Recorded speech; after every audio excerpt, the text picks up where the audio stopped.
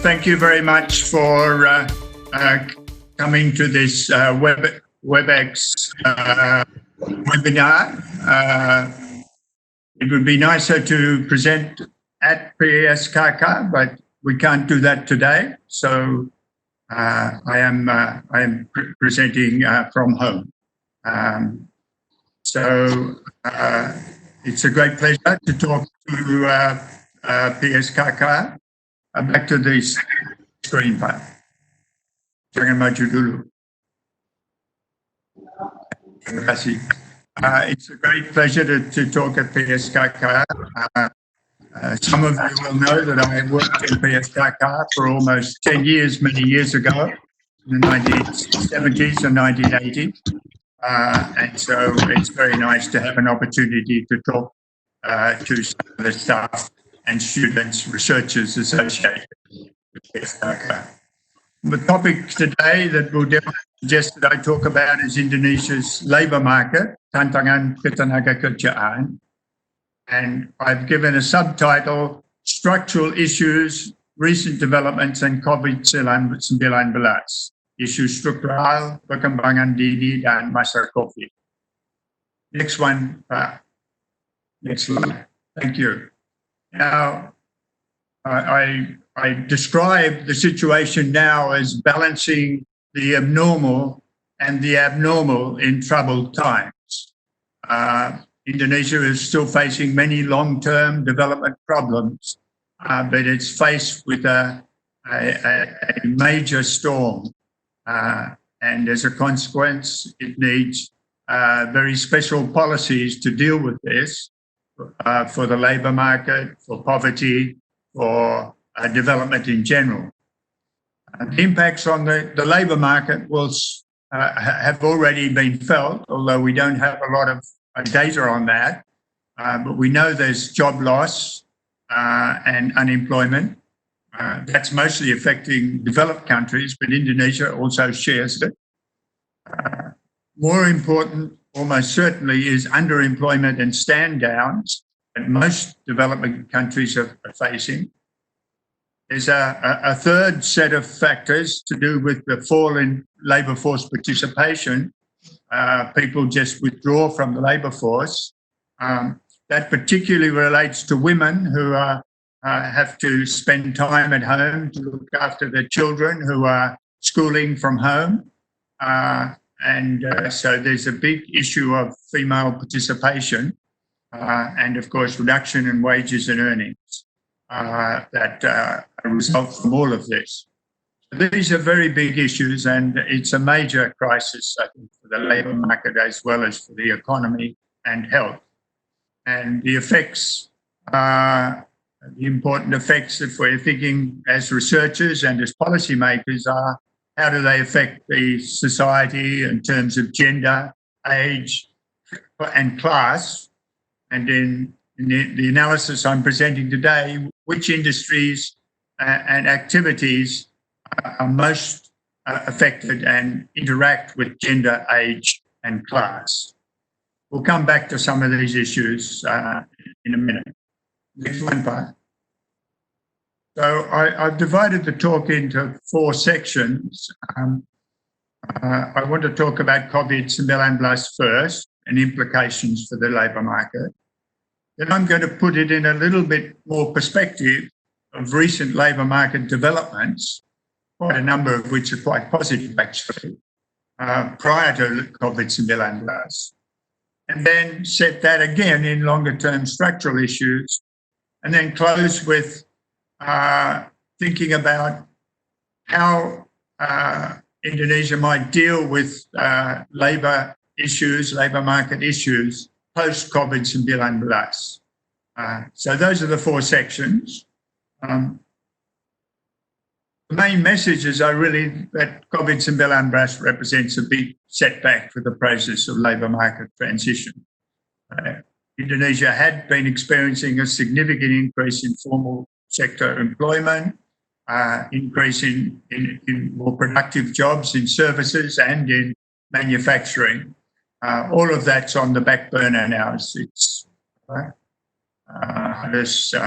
Harus tunggu dulu. harus mengatasi perfect storm yang dihadapi sekarang. The good news, I think, is that Indonesia is better prepared than it was, say, at the time of the Asian financial crisis 20 years ago. It's better prepared to deal with this. People are more educated, the population's much more urban, there are more people engaged in more productive activities. So that's the good news. The bad news is there are some difficult choices to promote more jobs and productivity. So those are the issues that Indonesia has to face. One set of issues to do with that is in fact the issues to do with the omnibus labour laws, which seek to promote employment. Are they relevant now at the time of COVID-19? And I'll say something about that at the end. Next one, Pat.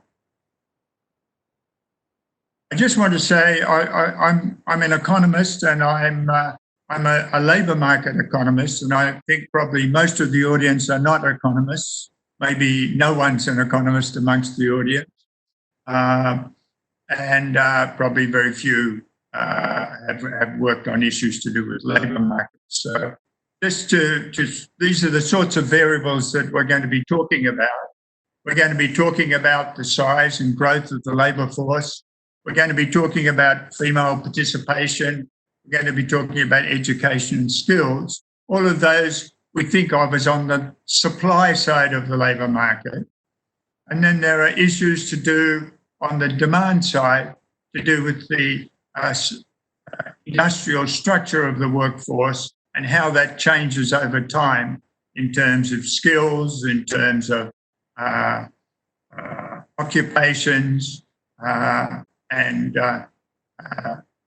what factors are influencing labour productivity both across and within industries. So that's what we sort of think of as the demand side. For those of you that are not used to that, thinking about these issues. Next one, Pat. And then we have the interaction of demand and supply, in particular issues of unemployment and underemployment. And we have issues related to the institutional setting of wages. Minimum wages is one, setting of working conditions, and the industrial relations framework. So that influences both demand and supply in the labour market. So those are that's the sort of framework I'm using. Next one, Pat. Now to the coronavirus, the first part of my talk. This is a very serious crisis, and it's a different crisis from the sorts of economic crisis and labour market crises that people are used to. And that's because there's a very strong health component. So the initial response to the crisis has in fact been withdrawal of labour supply. People withdrawing out of the labour force through physical distancing and lockdown, both which affect production, trade and services, and also the demand for goods and services. This is what, in effect, what we think of as on the labour supply side. Usually the shocks come from the labour demand side. One of the industry collapses, or there's a problem in international trade. All of that occurs on the demand side. But this time, the effects are coming from the supply side as well. The lockdowns affect local as well as interregional effect. You can think of the mudik issues and Pulang ke Desa. We're thinking in terms of Yogyakarta, we think about the reduced mudik and Lebaran holiday effects on Jogja. Malioboro is completely silent right through the Lebaran period, unheralded really. belum pernah terjadi saya kira seperti itu. Even in 1998, many students have gone home to the home bases, so they're no longer eating in warung, they're no longer accessing the internet or the stores that serve the internet in Jogja. And so there's a massive effect on the industry of Jogja. These are particularly related to the health effects. Next one, Pat. Thank you. What about the economic effects? Well, it is affecting all international transactions because many countries are involved. So that means that whereas before, say in 1998, when they had the Asian financial crisis, Indonesia could look to increasing foreign trade or investment to help pull out of the crisis. In this case, in fact, the crisis is pulling Indonesia down because other countries are also suffering even worse than Indonesia. There's a particular issue of international population mobility, as many of you will know, the effects on tourism and migrant workers in particular. Tourism is international tourism has just stopped almost completely. Many migrant workers have come back and it's not clear whether they can go back again. International population mobility almost entirely depends on finding a vaccine. As the movement of people across international borders really won't get going until a vaccine is found and it is distributed widely across the globe. And countries are then confident that migrants and tourists will not bring a virus with them.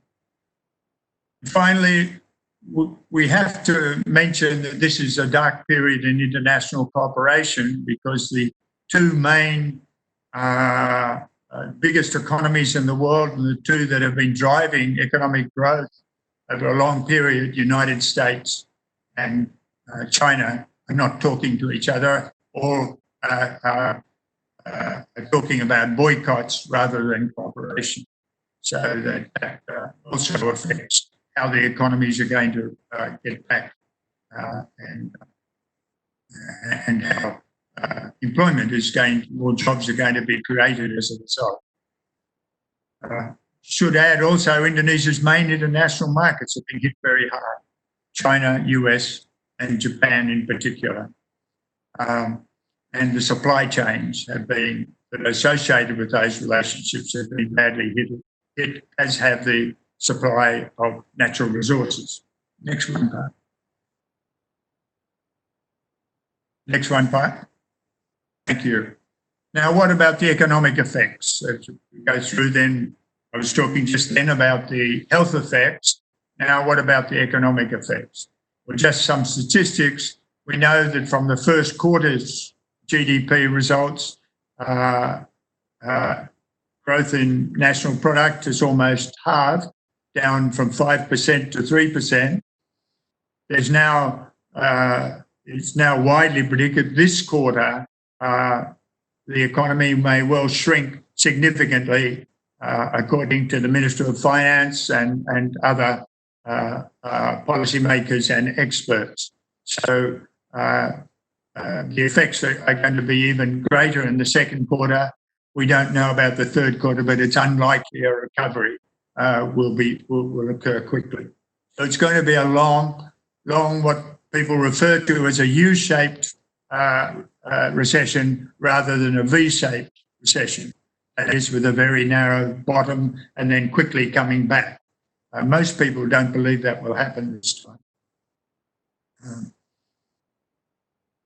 The international agencies suggest that the effects of COVID on the economy and jobs will continue to be felt well into next year. And I think that's true now. There's a realization that that's true. Now, what about Indonesia? Well, the industries most affected in the first quarter were agriculture, trade, hotels and restaurants, and transport. And a few industries thrived or continued to grow quite strongly.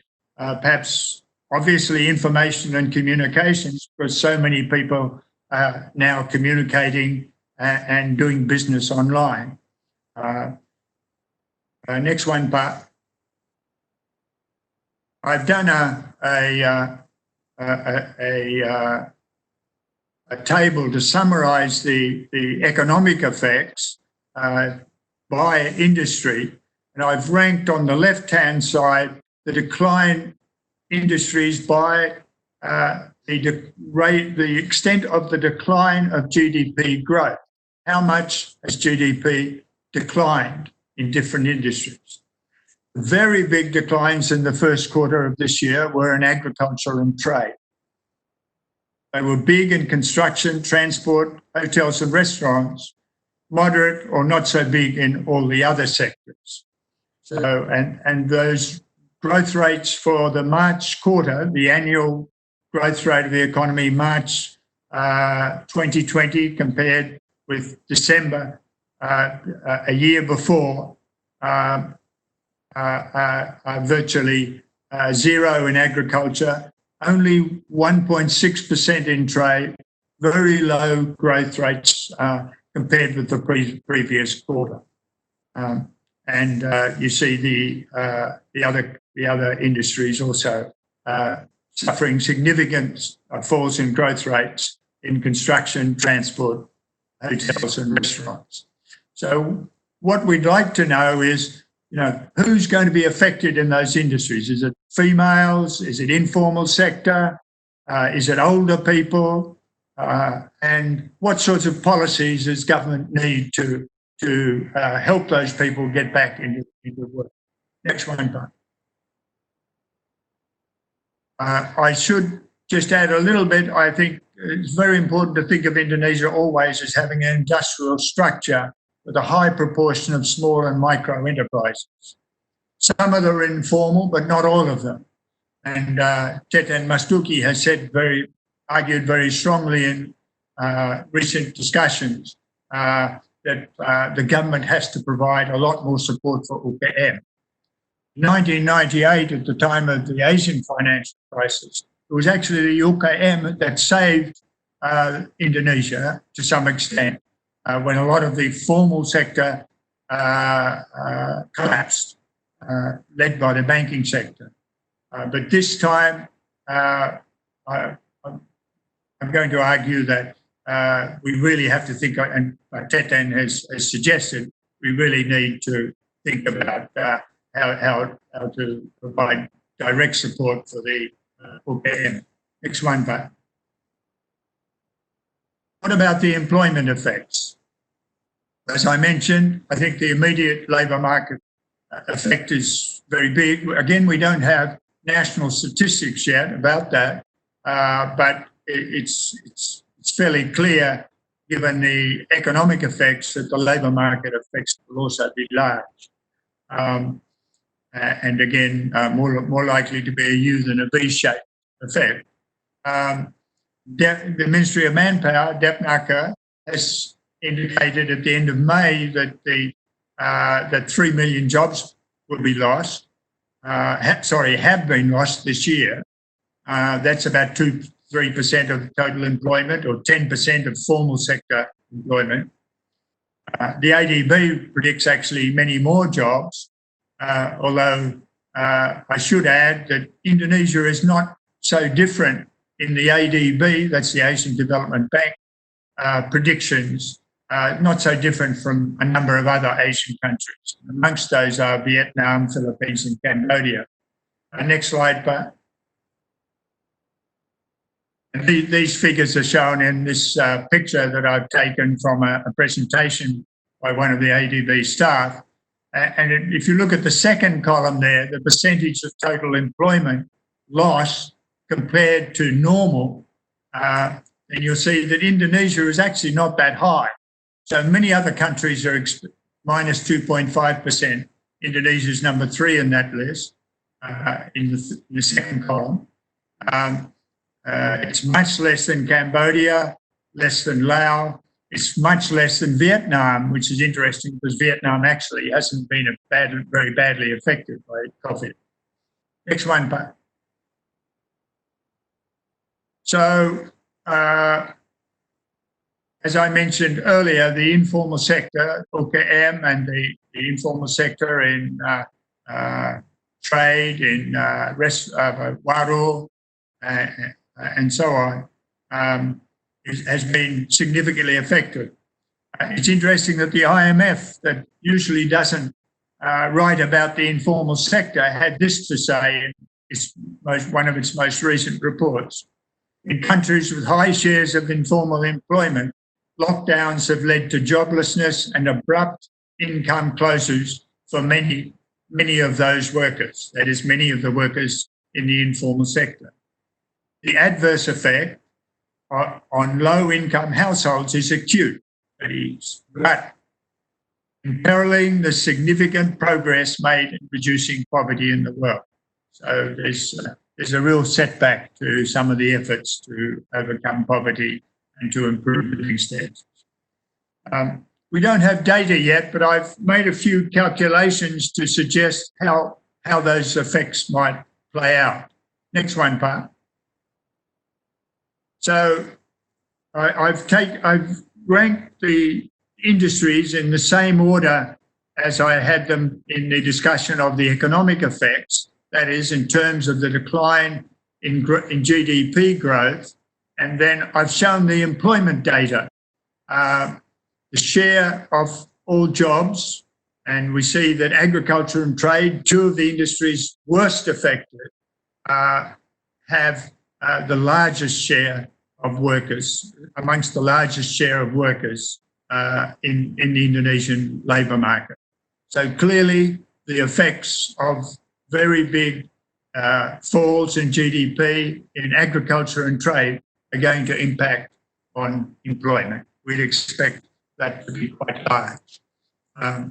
The effects are big in construction, transport, in hotels and restaurants, where we see which are also significant contributors to total jobs in the labour market. On the right-hand side of the table here, I've looked at the share of female, urban and informal sector workers in each of those sectors to get some understanding of where the effects are likely to be very large. And we notice that in trade, for example, while about 1/3 of females are employed in the labour market, almost half of employees in trade are female. So this big decline in employment in trade is going to have a big effect on females. That's true also of hotels and restaurants. In fact, even more, almost 60% of all employment in those sectors is female. And that share is much greater than the overall decline, overall share of females in the economy. Similarly, I've made similar calculations for urban, the concentration of urban workers, particularly in transport, hotels and restaurants, where that is very high. And on the right-hand side, I've just made some rough calculations on the size of the informal sector. And following on from what I said earlier, the informal sector is very large in agriculture and very large in trade. And those are the industries that are most heavily affected. I should add that these distributions of employment I've taken from the Sakanas August 2019. That's the latest Sakanas for which we have complete data. And so that I'm assuming that that's the normal situation, and I'm giving some indication of how the new situation might affect the labour market. Next one, Pat. Now, I'd like to put COVID in some perspective, and I mentioned earlier that recent labour developments in Indonesia, quite a number of them have been quite positive. So let's talk a little bit about some of those. Both during the SBY second term and the Jokowi first term, Indonesia saw a rapid growth in formal sector employment, and it saw particularly big growth in services employment. A lot of people adjusted to the digital age, I think surprisingly quickly, actually, although much is to be done. And automation effects have not been as large as many people have predicted. Next one. Here's a figure that shows the growth of the formal sector from around 2010, almost over the last 10 years. And the formal sector has grown very fast. That's the orange line, compared with the informal sector, the green line. And the agricultural sector share of total employment has declined quite significantly, from over 40% to below, getting down towards 30%. So there's been a significant change in the structure of employment in favour of formal sector work. Next one. Here are a number of figures. I won't go into the details, but on the left-hand side, there's an indication of how big the decline in agriculture has been, particularly during the SBY first term, and how big the increases in manufacturing have been after a period of almost no growth in manufacturing in the early 2000s. So during the Jokowi years, in fact, there was some hope that employment would drive some growth in labour productivity and living standards. Now, I think we have to think again about those effects. On the right-hand side, there are two figures there, and one shows the growth of business and finance, financial services, being very fast during the SBY years and still quite fast under Jokowi. And then there have been many jobs created in particularly in hotels and restaurants. A lot of that's formal sector, but quite a bit is informal sector as well. Kemudian we've got, I can't quite see the bottom of that screen. Okay. There's hotel and restaurants, there's real estate, information and communications. Employment in those areas have been growing at around about 10%, very fast, before the crisis. And some of those sectors will continue to grow during the crisis, information and communications. But many of the other ones, hotels and restaurants, are in serious trouble. We know many hotels have closed, many restaurants have closed. Next one. What about the new industrial revolution, Industri 4.0? This has been promoted by the Jokowi government, and I think that was an important contribution.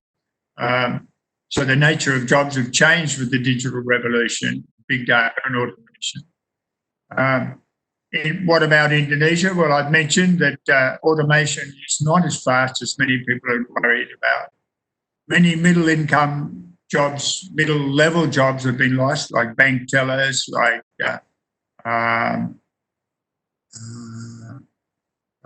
people working in booths, in serving the toll roads and so on. Many of those jobs have been lost, but many have been created in GoFood, in Gojek, in online shopping, all the now retail outlets, the tourism, and so there have been some jobs gained. One point that's made from the analysis that I've seen is that the new technology seems to have had a negative impact, especially on temporary and casual jobs. So those more educated people are doing very well or doing quite well. They can move into information technology and other jobs, but less skilled people have not done nearly as well. Next one, please. And here are a couple of figures that give some information on the impact of automation on the left-hand side, and on the right, the percentage of firms using email and websites across various industries. Automation in the past 3 years has been significant, but it's only about 10% in most major industries. In regard to the websites, certainly some in the areas, of course, information technology, but other services have increased quite a lot. Not so fast in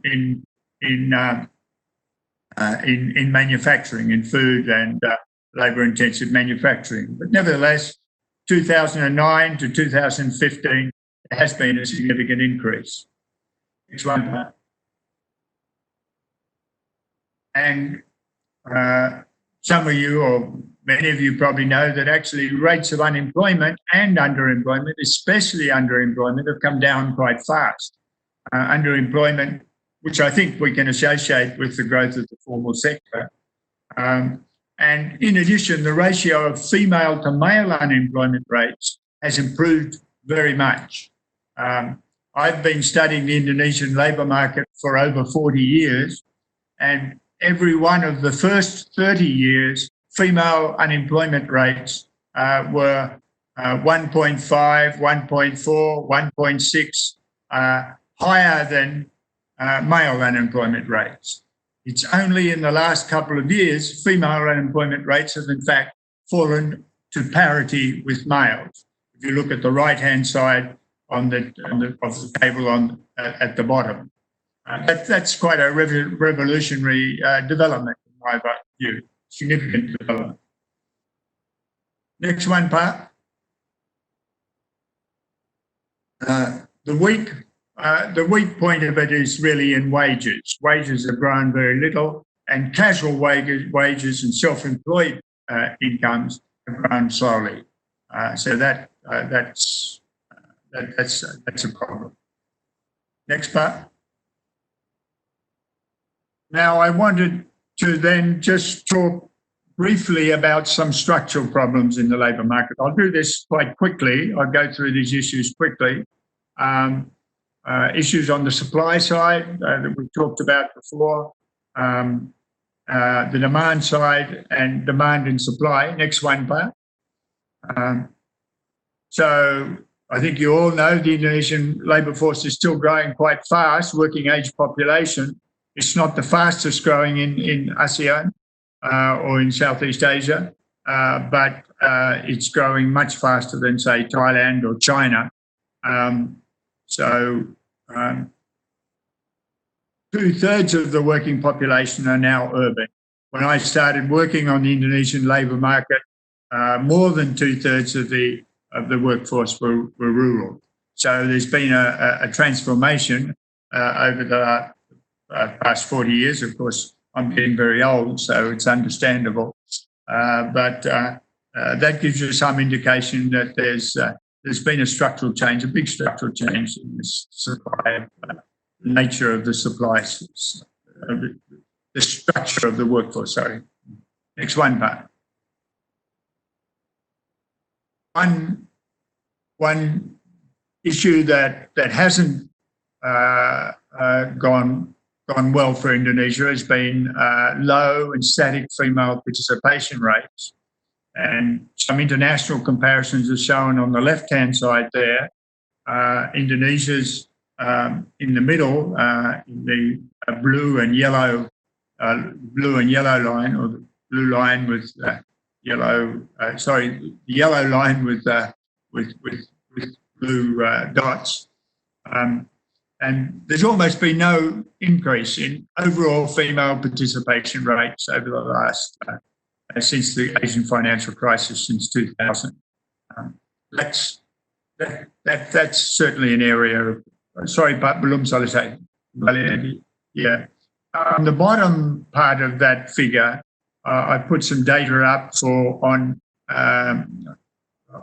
participation rates by levels of schooling, and what we see there is that the participation rates, particularly amongst lower secondary educated women in urban and in rural areas, still remain very low. So that seems to be the area, both primary, lower secondary, and even secondary educated females are recording very low rates of participation and without a very significant increase. Next one. But there also are issues of significant gender gaps in wages. As I mentioned, female participation rates will almost certainly be reduced by COVID-19. I should mention a few of the positive things, balance that with a few of the positive things that have been happening, the much higher levels of completed schooling amongst females, the lower unemployment rates that we saw, and more participation in new digital-oriented sectors. Next one, please. On the demand side, one of the major concerns is the low rates of productivity in manufacturing. That's shown on the figure on the left-hand side. Indonesia's is shown, the vertical bar is shown in red. And Indonesia is much lower than Thailand and China, and of course the developed countries. So one of the challenges is to increase productivity in manufacturing. And on the right-hand side, it shows the productivity in Indonesia across different sectors, and I've chosen agriculture, manufacturing, and restaurants, trade and restaurants. And what stands out there is that the gap between agriculture and manufacturing is still very large. So developed countries like Australia or the US and Europe, and even some middle-income countries, Taiwan and Korea, productivity has increased markedly in the agricultural sector. That hasn't happened in Indonesia, or at least if it's increased, the gap with other sectors is not narrowed. So, and it helps explain why we have high rates of poverty associated with employment in agriculture. So that's another set of issues, long-term issues that are important.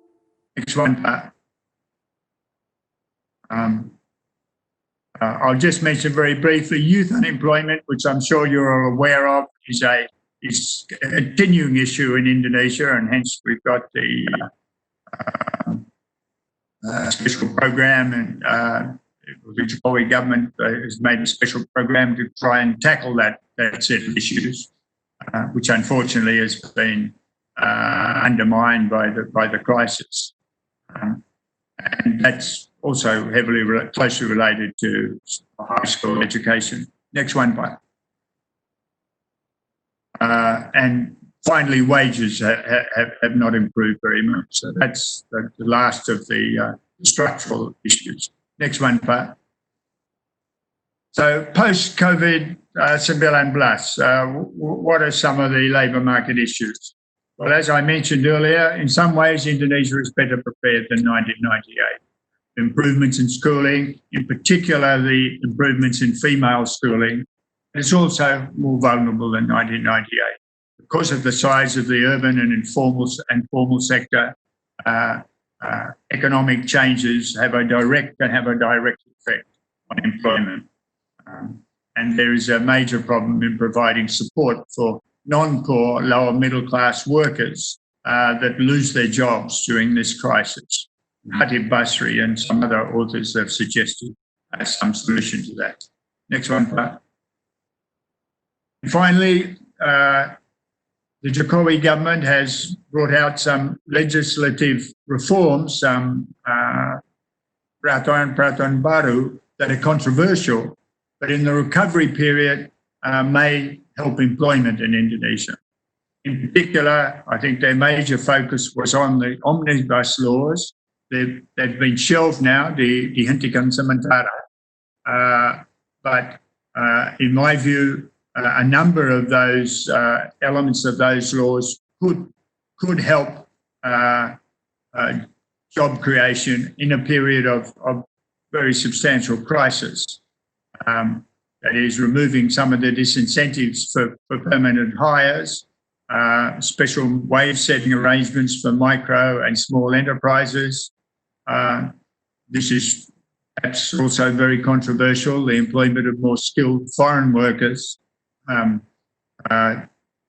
bringing Indonesia more in line with countries like Malaysia, Singapore, and Vietnam that employ small numbers of highly skilled foreign workers and actually help increase employment of national workers, of Indonesian workers. Indonesia's always had very strong policies on that in that area.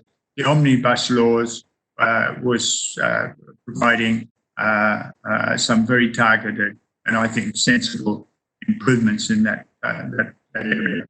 And finally, there's the selective insurance and skills support for the unemployed, the Prakerja, Kartu Prakerja, which initially was to be for a longer term solution in the labour market, maybe working towards unemployment insurance.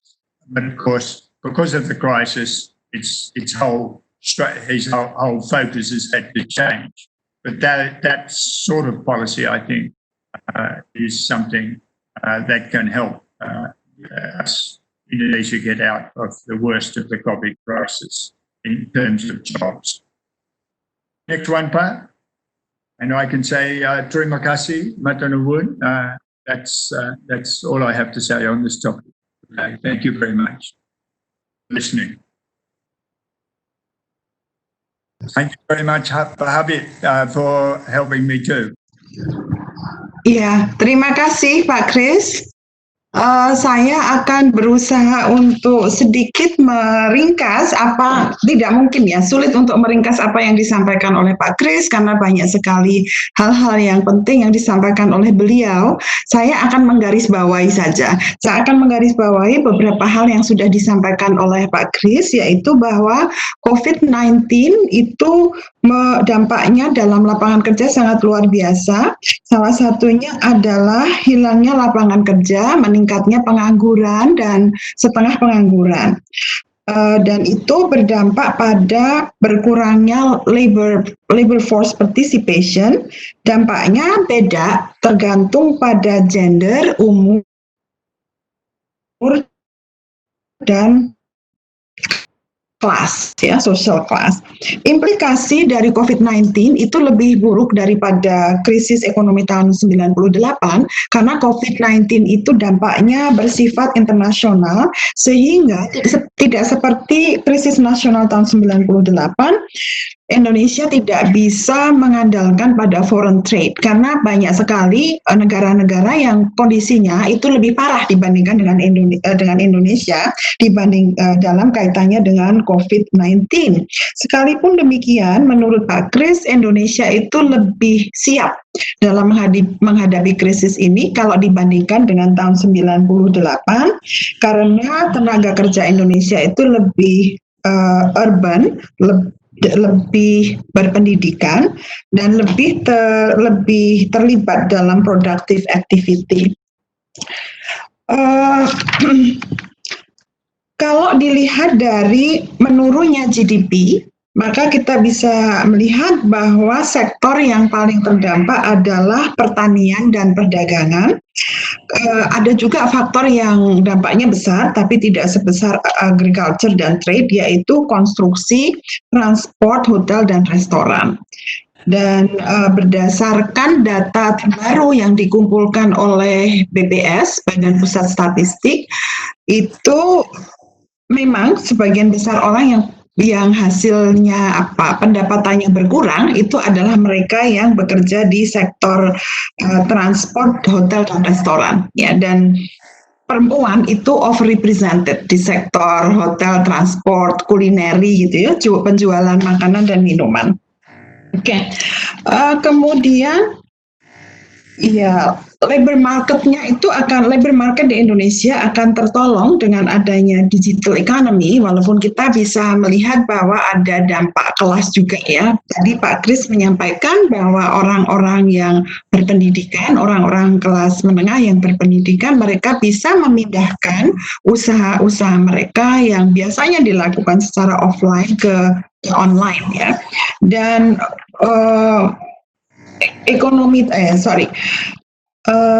apa tadi istilahnya?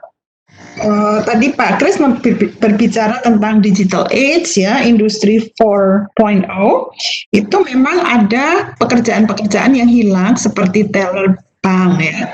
Tetapi pada saat yang bersamaan banyak pekerjaan-pekerjaan baru, misalnya online shopping ya, Shopee, Tokopedia dan sebagainya. Dan itu menguntungkan bagi orang-orang yang berpendidikan. Kemudian dalam kaitannya dengan gender itu rate of unemployment dan underemployment di kalangan perempuan itu menurun, dan sekarang unemployment di kalangan perempuan itu kurang lebih sama, sejajar dengan unemployment untuk laki-laki. Kemudian ada lagi yang dibahas oleh Pak Kris yaitu youth unemployment, dan kemudian ada masalah ya, dilema bagi pemerintahan Jokowi dalam upaya untuk membantu orang-orang yang masuk dalam kategori middle class tapi sangat terdampak oleh COVID-19. Karena seperti bapak-bapak dan ibu-ibu ketahui, sebagian besar bantuan yang diberikan oleh pemerintah Indonesia itu ditujukan untuk mereka yang masuk dalam kategori miskin. Saya kira itu saja yang bisa saya sampaikan sebagai hal-hal yang saya garis bawahi dari ngobrol-ngobrol dengan Pak Kris Mening. Dan selanjutnya saya akan langsung mempersilahkan kepada beberapa teman yang sudah menyampaikan pertanyaannya. Saya akan mulai dengan Pak Sukamdi. Silakan Pak Kamdi. Pak Kamdi? Pak Kamdi masih di sini kah? Maaf. Pak Kris. Halo Pak Kamdi? Ya silakan Pak Kamdi. Selamat pagi Pak Kris.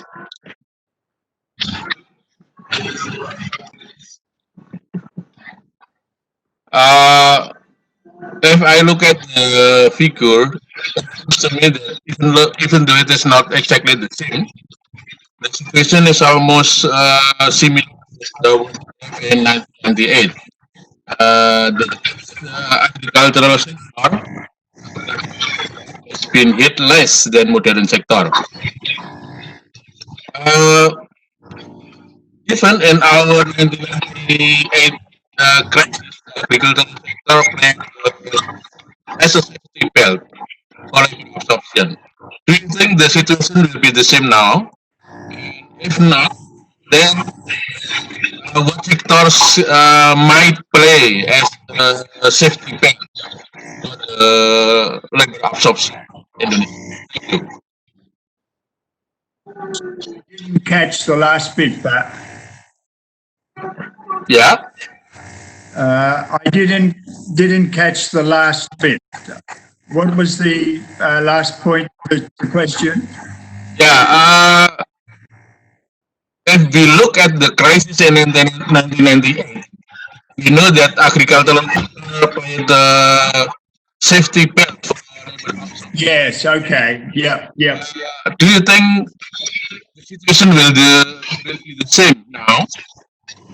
But if it is not, what sectors might play as a safety belt for the crisis now? Okay. Got it, Pat. Yeah. Thank you very much. Yeah. Terima kasih Pak Kamdi. Saya langsung jawab ya Bu. Silakan. Can you hear me, Pak Kamdi? Yeah.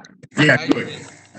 So, yeah, you're absolutely right. In 1998, the agricultural sector played an important role in providing jobs for people for 2 or 3 years after the crisis. And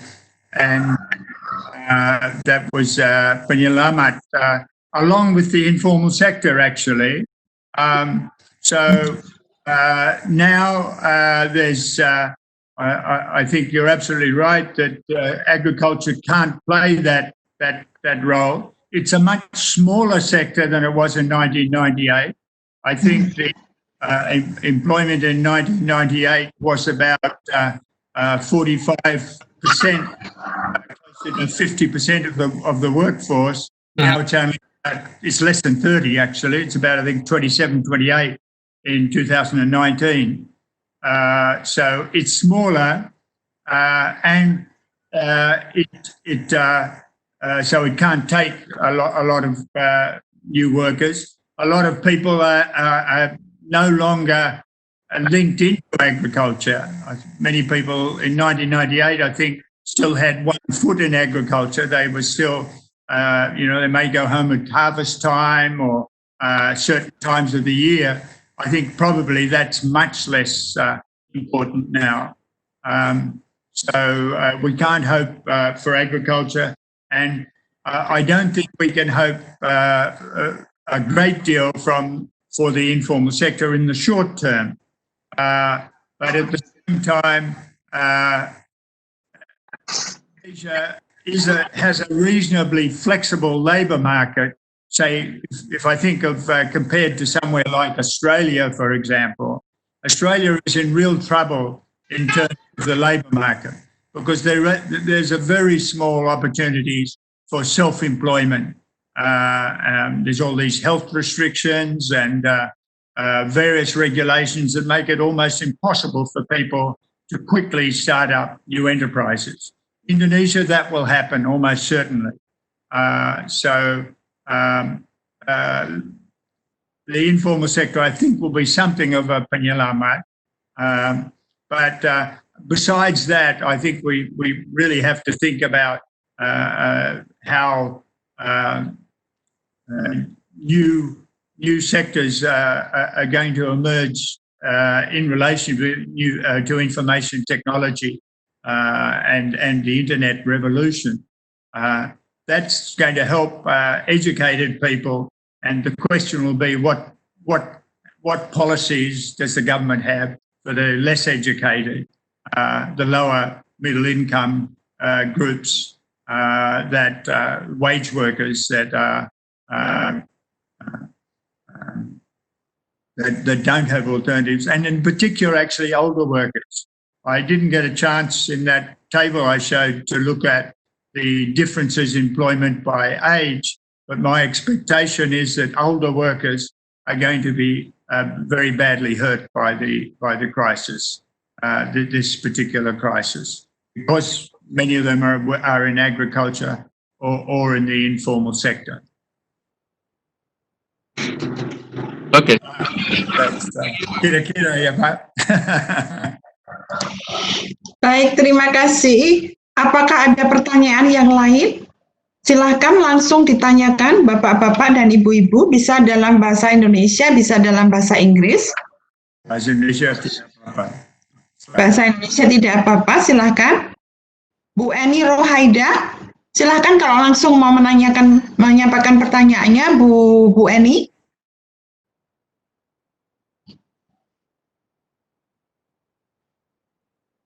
Well, ini ada pertanyaan yang tertulis di chat ya Pak Kris, saya bacakan.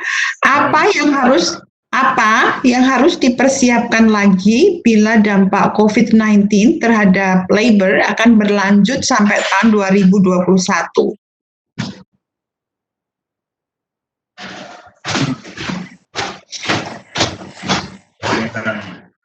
Well, I mean, I am of the opinion.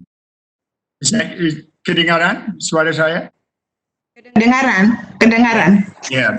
I am of the opinion that Indonesia has no choice but to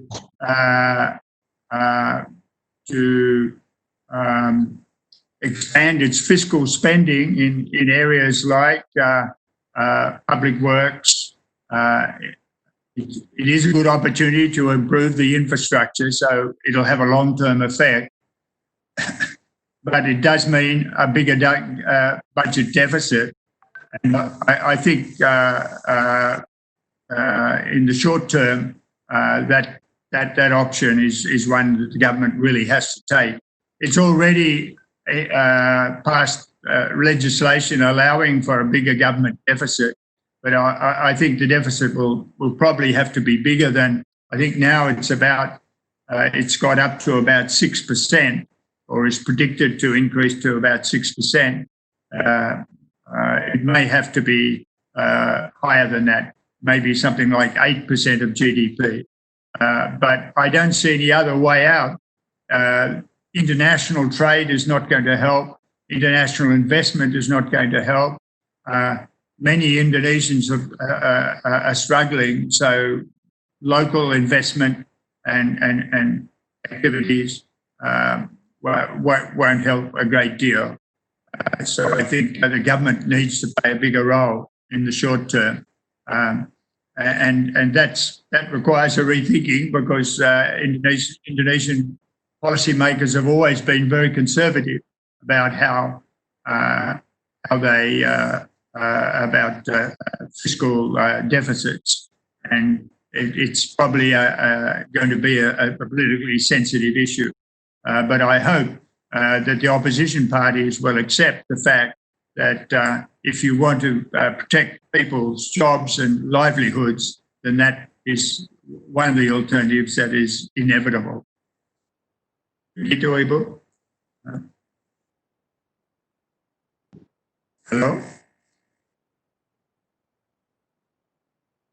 Ibu Eni, jadi itu jawaban dari Pak Kris ya, bahwa memang ruangan untuk fiskal itu harus diperluas, karena Indonesia tadi disampaikan oleh beliau, Indonesia tidak bisa lagi menggantungkan diri kepada perdagangan internasional. Jadi semuanya harus dari dalam, tapi memang peluasan fiscal space itu bukan sesuatu yang bisa diterima oleh banyak orang di Indonesia, karena mungkin ini kurang populer secara politik, tapi itu merupakan satu hal yang harus dilakukan untuk mengurangi dampak dampak ekonomi COVID-19.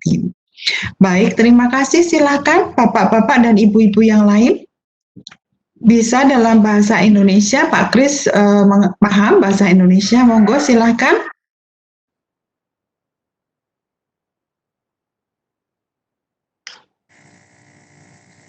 Ya, Pak Mulyadi, Pak Pandema di Negara, monggo siapa saja, Pak Salman, Mas Tiadi.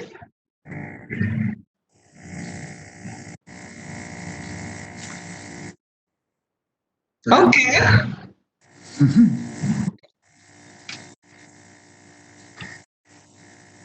Oke, Ibu Dewi.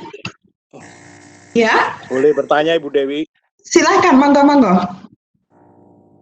Pak Kris Maneng, thank you very much for the presentation. It's very comprehensive and very insightful. Thank you also for organizing Bu Dewi and Pak Joko for organizing this very important WebEx seminar. I just would like to ask Pak Kris Maneng, you also mentioned about the impact of the digitalization on the employment.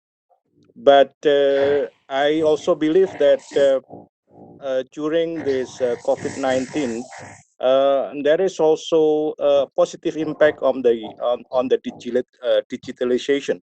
The informal sector is also responding quite positively, at least from the daily activity, that the household trying to respond to the COVID-19 by producing something and then selling it through the digital trading. So, but I don't know how significant the impact is, the positive impact is to the employment generation. I would like to get your insight in this regard, Pak Kris Maning. Thank you very much, Pak Kris. Ini dengan siapa ini, Bapak? I'm Salman, Pak Kris, a student at the PPSK, Pak. Terima kasih, Pak Salman. Yeah. I think you really gave the answer to your question almost, Pat, and that is that one of the really positive things coming out of the crisis is that many more people now are digitally informed,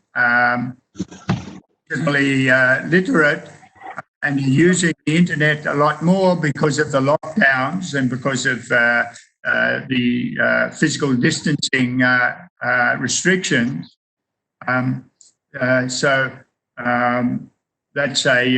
That certainly is an important development, and there's a whole range, I think, of new technologies that are emerging. I mean, including things like this discussion we're having today, the whole range of different types of seminar options, webinars, and many more communication opportunities. So, I don't have a good sense of how important those things are going to be. My only worry is that it's going to be difficult for people aged 50 and above. That many of them may find it hard to take part in this new to use this new technology. One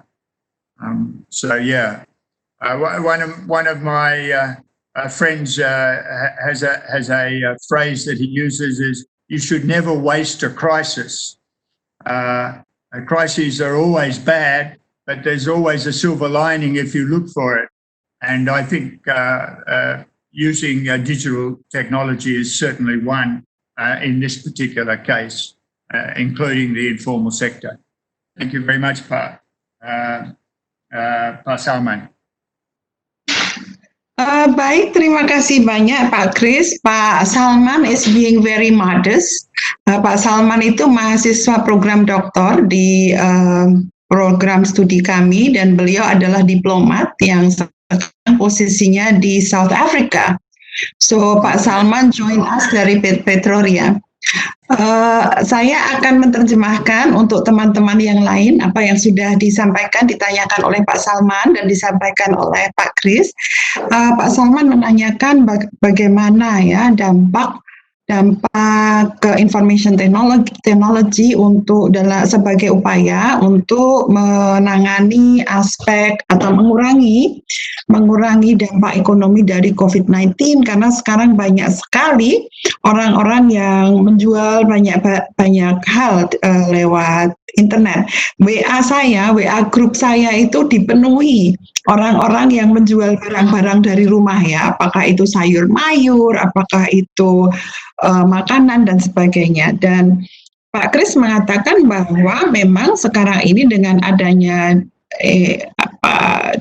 digitalization, dengan adanya teknologi informatika ini, maka banyak orang yang kondisi ekonominya terbantu ya. Banyak orang yang kondisi ekonominya terbantu karena mereka mampu memanfaatkan digital information ini. Akan tetapi Pak Kris juga menggarisbawahi bahwa mungkin digital economy itu dampaknya tidak akan sama untuk semua orang. Ada kelompok orang yang tidak mampu memanfaatkan kesempatan-kesempatan yang ditawarkan oleh digital technology, terutama mereka yang berumur 50 tahun ke atas, karena mungkin mereka gaptek ya. Jadi memang ada pengaruh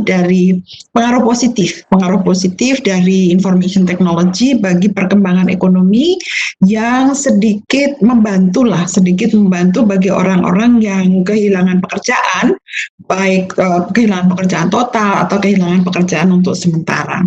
Saya kira itu yang bisa saya sampaikan dari jawaban Pak Kris. Monggo silahkan bapak-bapak dan ibu-ibu yang lain yang ingin menyampaikan pertanyaannya. Saya Bu Dewi. Silahkan.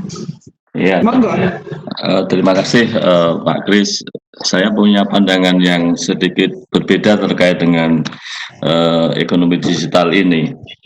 Bahwa sebelum krisis ekonomi itu sendiri sebetulnya proses restrukturisasi ekonomi Indonesia itu sudah berjalan dengan cara saya kira banyak sekali sektor-sektor yang karena proses ekonomi digital ini juga serapan tenaga kerjanya itu menjadi sangat berkurang, sehingga secara cepat atau lambat sebetulnya Indonesia itu ke depan dihadapkan pada kelangkaan tenaga kerja untuk beberapa sektor yang sudah sangat efisien terhadap kebutuhan tenaga kerja. Nah, saya kira problem tenaga kerjaan ini diperparah dengan adanya COVID yang itu begitu parahnya, mungkin dampaknya 1-2 tahun ke depan itu semakin sedikitnya peluang lapangan kerja. Nah, sekiranya policy yang sudah dilakukan oleh pemerintah ini apakah sudah tepat menurut pandangan Pak Kris terkait dengan bagaimana menghadapi pandemi ini dan dampaknya terhadap penciptaan lapangan kerja, ketika kita sudah tahu sebenarnya ekonomi kita itu sudah bergeser dari ekonomi padat karya dan lain-lain ke ekonomi digital yang lebih boleh dibilang sizing kebutuhan tenaga kerja itu sangat minimum begitu. Akan ada banyak sektor yang secara alamiah akan tersingkir dari ekonomi kita. Terima kasih Pak Kris. Itu tadi dengan Pak Kampi ya? Setiadi Pak. Oh, Setiadi. Oh ya Pak. Ya, terima kasih Pak Setiadi. Ya, memang ya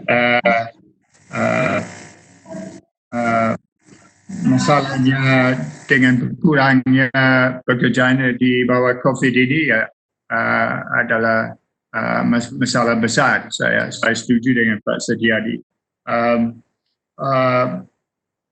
Saya punya pendapat yang mungkin sedikit berbeda dengan beberapa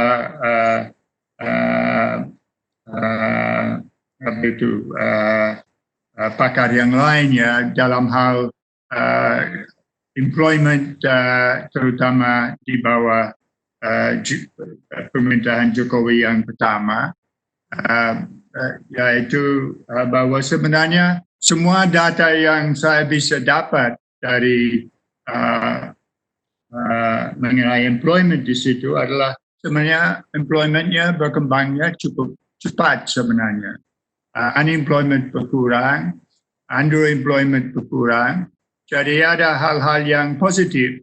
Nah, memang tren-tren itu semua harus dipikirkan kembali dengan ada COVID ini karena situasi itu tidak akan terus jelas. Jadi saya setuju dengan Pak Setiadi ya, itu tantangannya cukup besar.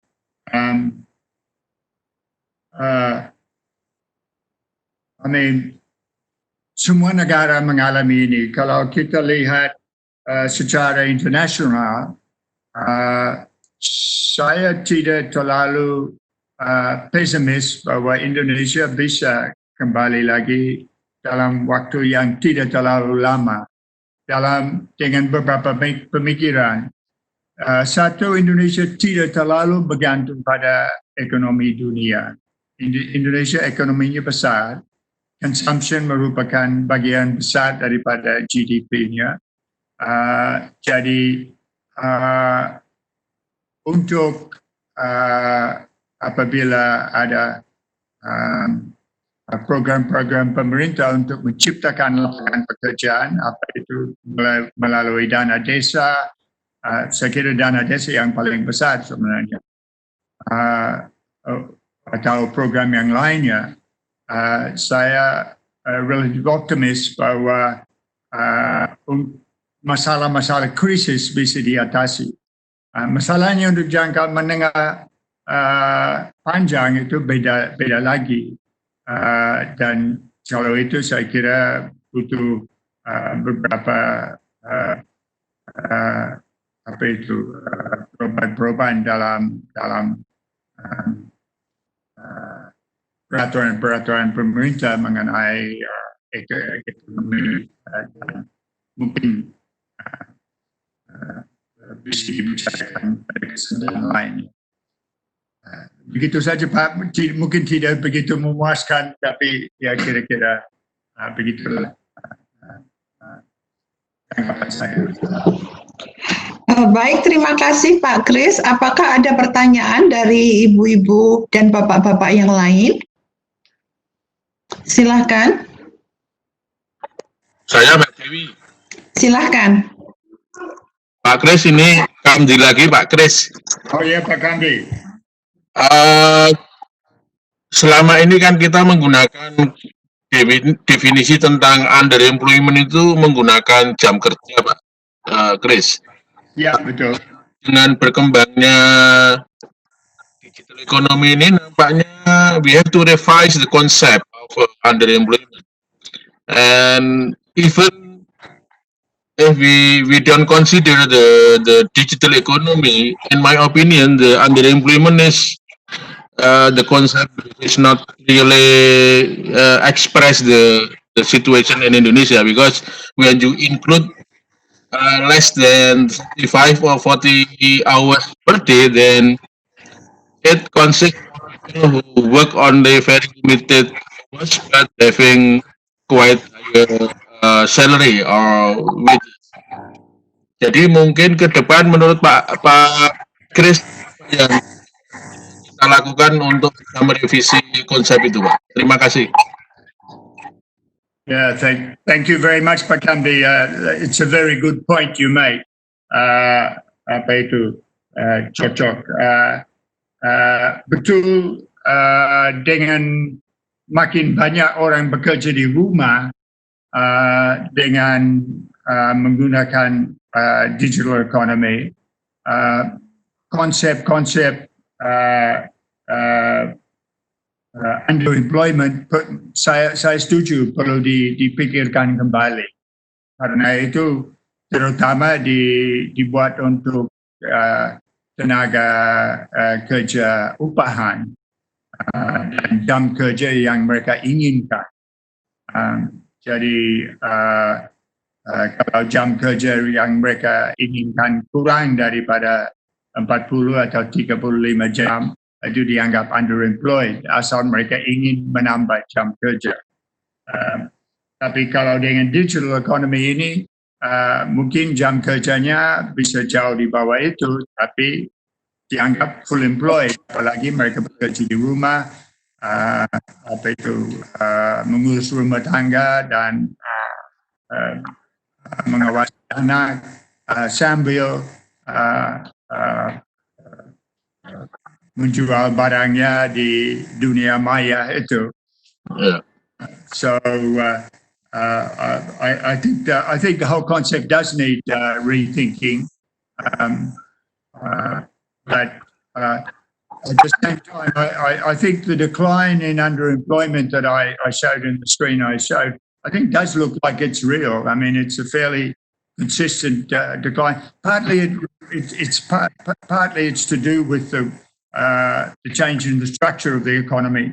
Many people have moved out of agriculture where underemployment tends to be high into other sectors where underemployment tends to be low. So there's really a sectoral effect going on there.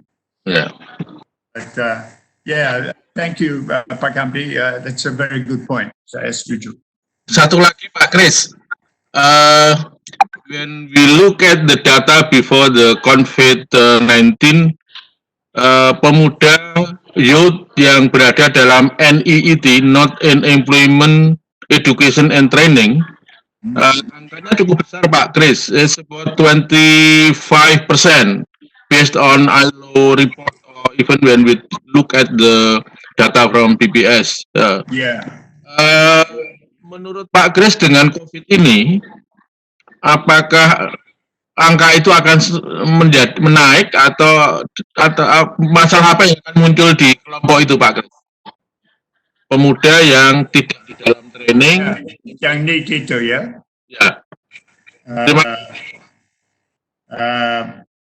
Ya, betul Pak.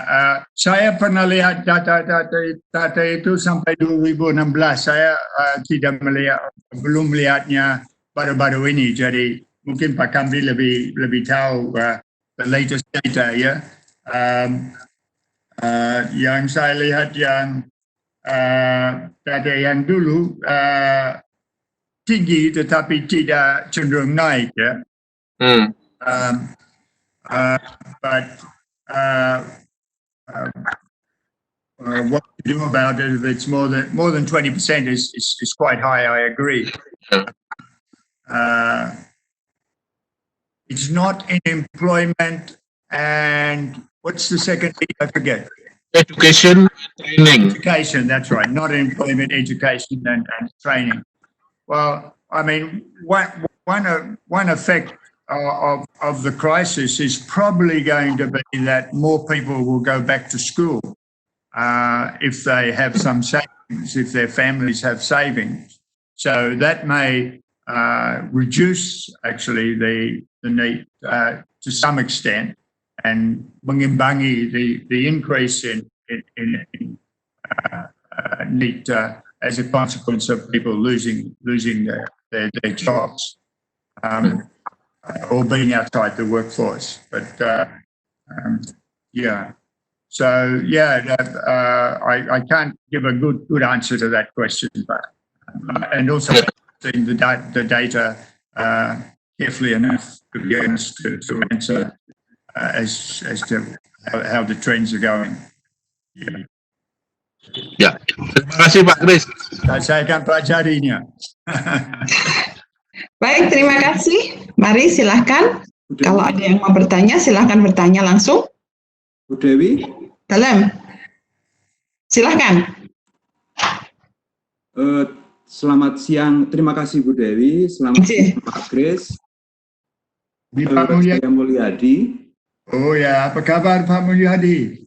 Kabar baik. Semoga Pak Kris juga dalam keadaan sehat bersama keluarga. Terima kasih Pak, alhamdulillah baik.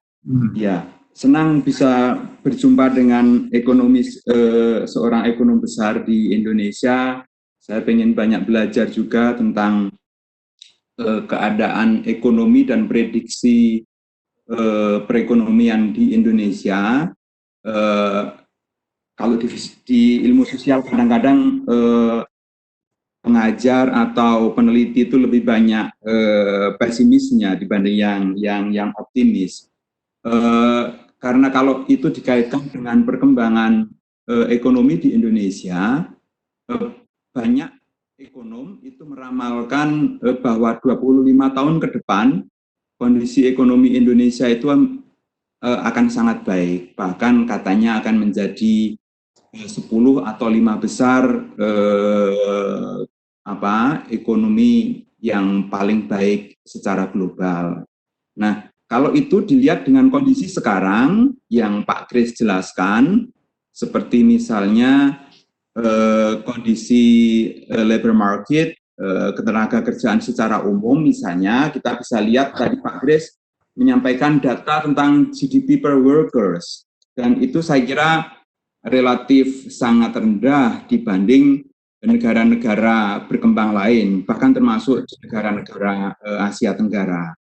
Saya kira ini bukan hal yang baru. Kita sama-sama mengetahui bahwa dalam 10 tahun atau bahkan 30 tahun terakhir ini Indonesia tidak pernah lebih tinggi dibanding Malaysia dan Thailand misalnya. Dan itu sebenarnya nyambung dengan penjelasan beberapa isu yang terkait untuk pendukungan isu ketenagakerjaan, isu labor market, terutama sekali social protection. Saya kira kita sama-sama mengetahui bahwa social protection anggaran pemerintah itu tidak pernah lebih dari 2%. Sementara Malaysia, Thailand itu antara 4-5%, Vietnam itu bahkan 6,5%. Anehnya lagi, kalau dibanding Filipina, Indonesia juga tidak pernah lebih tinggi. Nah, tapi sementara pada saat yang sama, para ekonom meramalkan bahwa Indonesia ke depan akan menjadi ekonomi yang cukup besar, tetapi kan kalau seandainya itu terjadi, ini terkait dengan vulnerability dan kerentanan ekonomi dan kerentanan sistem social policy untuk bisa mengarah ke apa yang diramalkan oleh para ekonom itu. Dan kalau itu pun terjadi, saya kira saya yakin sebenarnya di Indonesian economy would be shaky. Saya tidak yakin apakah akan kuat, dan kalaupun ada economic shock seperti yang terjadi di 98 dan sekarang, saya kira karena shaky barangkali sepertinya juga tidak mudah untuk tetap mempertahankan stabilitasnya. Nah, saya beruntung ketemu dengan seorang ekonom senior gitu yang sangat paham tentang ekonomi Indonesia. Sebenarnya kalau dilihat oleh Pak Kris, sebenarnya kemungkinan itu apakah memang bisa dicapai oleh Indonesia, bahwa Indonesia dalam 25 tahun ke depan akan menjadi salah satu negara dengan ekonomi yang cukup baik. Dan kalau dilihat dari kondisi sekarang, apakah sedikit pesimisme saya bahwa social policy dan economic policy itu titik temunya masih akan tetap vulnerable dan shaky seperti sekarang ini. Saya kira ini pertanyaan yang saya senang sekali kalau nanti mendapatkan penjelasan dari Pak Kris. Demikian Pak Kris, terima kasih. Di tantangan berat Pak Mulyadi. Enggak tanya yang lebih gampang saja nih. No, just joking, but I think that's a really good question, but and I guess I would tend to agree with you both in terms of the prospects for the economy going forward, even before COVID-19, that there were some quite rather over-optimistic expectations, and there have been for quite some time, I think, of the Indonesian economy, which haven't been realised really since the Asian financial crisis, when Indonesia the economy was growing at the same rate as Thailand and Malaysia. Now, all of those economies. In all of those economies, growth rates have fallen since the Asian financial crisis. So Indonesia isn't that different, but it went into the Asian financial crisis at a level of per capita income which was much lower than Malaysia, and only about half of Thailand, I think, at that time. So it had to make up a lot of the gap between incomes generally, labour incomes, opportunities and so on, than those other countries. And what's happened since then is that the relativities have remained roughly the same as far as I can see it. So I'm not surprised that those countries that living standards are higher. I certainly agree with you that one of the big challenges for Indonesia is to increase the share of social spending. And that's something that's going to be very difficult to do right now in the middle of a crisis. I mean, it's one thing to increase the spending for short-term shocks. It's quite another thing to increase it as part of the economic system. And I think the government's going to find it quite hard to raise the expenditure on social protection from 1 to 2% to 4 to 5% in the foreseeable future. So I think there is a real challenge there, and I'm not quite sure how the government is going to do that. And its mind won't really be on those structural issues right now.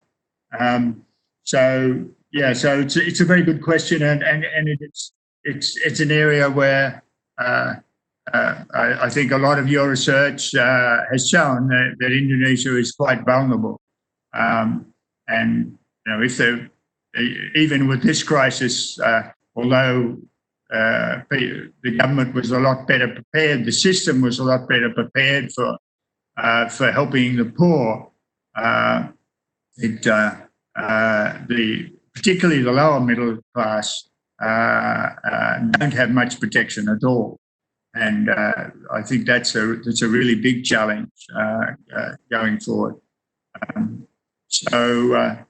So I guess that's my answer. Not very categorical, Mulyadi. I need to think more about it, but I share your concerns certainly, and I think you've done lots of research on those issues in rural areas, and with John McCarthy and other friends in Indonesia. So yeah, terima kasih Pak. Terima kasih Pak Kris, terima kasih sekali. Waktunya saya kembalikan pada Bu Dewi sebagai moderator. Terima kasih Bu Dewi.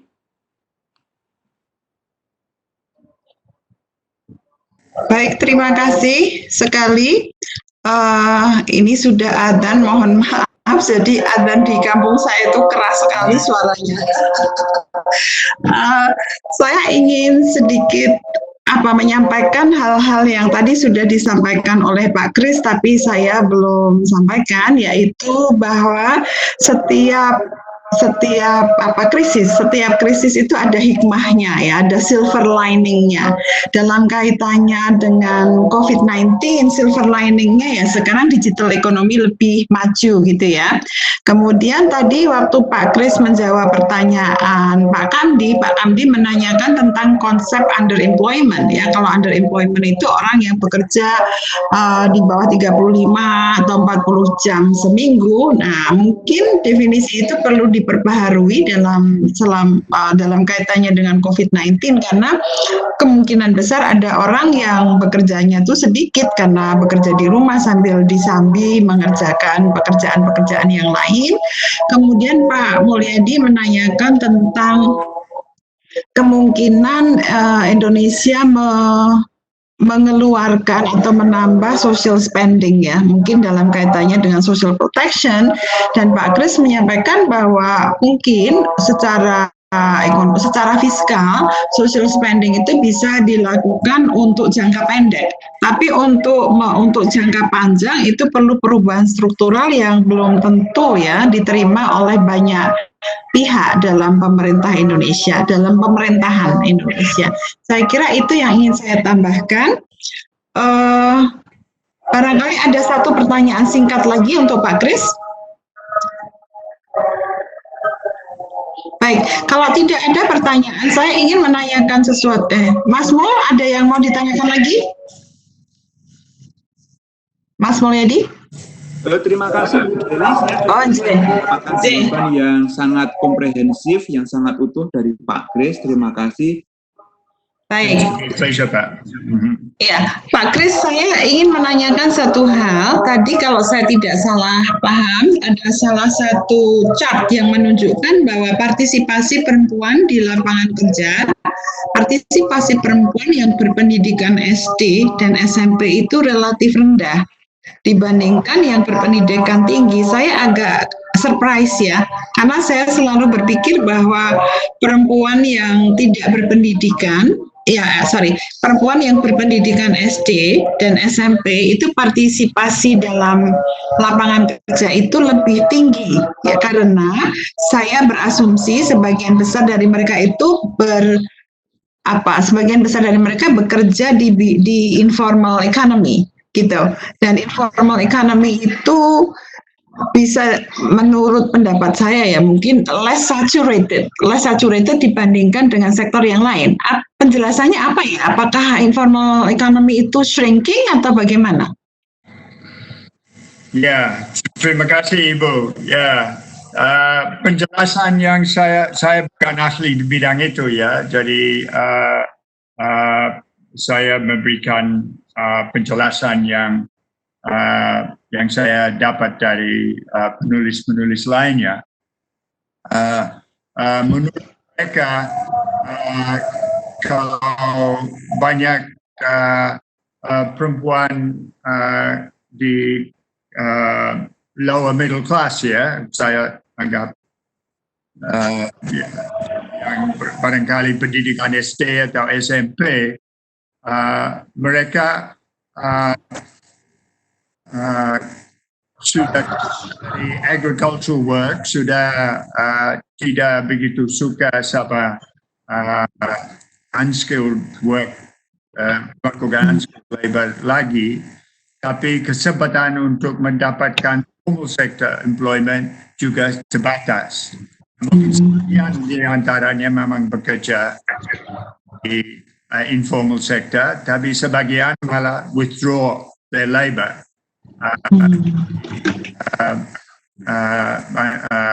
Bekerja di rumah saja. That's one explanation, perhaps, that as incomes go up, there's a period where there's a fall in participation rates, unless there are very obvious improvements in the labour market. So that's the explanation I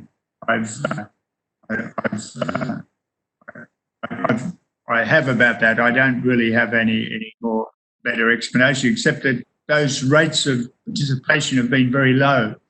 I suppose the one other thing is that I wonder if there's not a methodological problem there, and that if you do serious micro studies at the village level, that you'll find that actually people that say they aren't working are in fact working. But they're not enumerated as working because they don't regard what they're doing as working. It may only be helping, might only be participating in a family enterprise. And there is a category for family workers, but I wonder whether it really captures all the people that are engaged in support of family enterprises. So those would be my two answers, Buderi, on that question.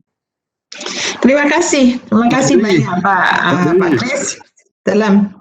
Boleh saya satu hal? Monggo. Made ini.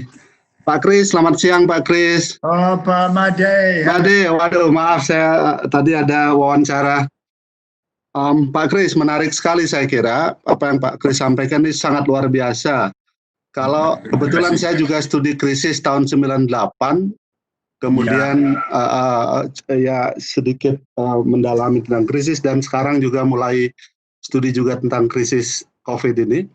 Ada banyak hal yang menarik saya kira Pak Kris. Yang satu hal yang menurut saya seringkali studi-studi itu pendapat itu sering ada bias untuk melihat Indonesia. Bias pertama itu seringkali orang desa dilupakan. Artinya frameworknya seringkali melihat orang kota, orang terdidik, middle class, upper misalnya, tapi orang-orang di rural, apalagi kemudian variasi Indonesia begitu luas. Seringkali focusingnya lebih ke Jawa, gitu, sekitar Jawa, Bali dan sekitarnya. Nah, kalau kita melihat sekarang tenaga kerja, kira-kira tadi misal kita bicara tentang penggunaan media yang begitu luar biasa. Saya melihat di rural areas itu sebenarnya belum bergerak begitu cepat. Dalam studi-studi mikro yang kita lihat, ada memang, tetapi tidak semuanya bergerak dan mampu merespon perubahan yang sangat cepat, yang seperti Pak Kris tadi sampaikan. Saya mohon komentar Pak Kris, bagaimana kita melihat hal ini ke depan, Pak Kris. Terima kasih. Terima kasih. Ini kalau saya ditanyakan hal-hal yang sedikit mendalam, saya jadi kewalahan, Pak. Pak Kris sudah luar biasa. But it's true. Saya setuju sekali bahwa orang desa pada umumnya dilupakan, terutama dalam quantitative analysis. Kalau qualitative analysis yang kayak yang dilakukan Pak Mulyadi atau Pak Made, itu akan lebih memperhatikan. Tapi orang-orang yang banyak menggunakan data sekunder cenderung bias ke kota. Saya pikir itu betul. Jadi perlu ada lebih banyak pengetahuan mengenai ekonomi pedesaan. Off-farm employment, non-farm employment itu kurang sekali dipelajari, terutama pada saat-saat seperti sekarang. Karena salah satu way out-nya adalah orang kota itu kembali ke desa atau paling sedikit memanfaatkan kesempatan di desa untuk bertahan. So I think all of those things will be very important as to how people adjust to the crisis. And it's certainly going to be I think it's going to be as difficult as it was in 1998. From all the signs that we can see. Betul. So thank you very much, Pak Made. Terima kasih Pak Kris. Salam sehat. Ya, terima kasih sekali. Baik, terima kasih Pak Kris, terima kasih Bapak-Bapak dan Ibu-Ibu yang sudah hadir dan sudah mengajukan beberapa pertanyaan yang sangat bagus. Saya sangat mengapresiasi kesediaan Pak Kris untuk berbagi ekspertisnya yang sudah dipupuk selama 40 tahun ini, dan kami berharap masih ada next time ya untuk berbagi-bagi seperti ini lagi. Sekali lagi terima kasih. Dengan begitu maka seminar ini ngobrol-ngobrol dengan Pak Kris Manning saya akhiri sampai di sini dulu. Selamat siang dan sampai bertemu lagi ya. Terima kasih Pak Kris. Ya. Moga-moga bertemu betul ya, enggak hanya bebek. Iya betul. Iya, moga-moga. Makasih. Terima kasih. Iya.